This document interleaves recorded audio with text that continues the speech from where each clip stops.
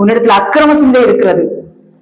நீ உன்னிடத்துல அக்கிரமங்களும் பாவங்களும் அநியாயங்களும் உன்னிடத்துல இருக்கிறதுனால கர்த்தர் உனக்கு செவி கொடுக்காதபடிக்கு இருக்கிறார்.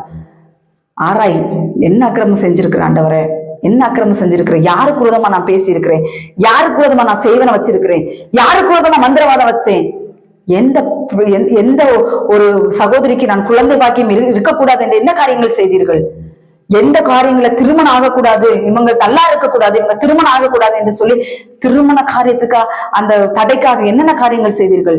இன்றைக்கு உங்கள் குடும்பங்களில் தலைவிரித்து ஆடுகிறது என்னவென்று உங்களுக்கு தெரியுமா? பிள்ளைகளிடத்தில் சாபக்கேடு, குழந்தை பிறக்காதபடிக்கு ஒரு சாபம், எல்லாமே ஒரு சாபத்துக்குரிய கிரியைகள். இதெல்லாம் விதைச்சது.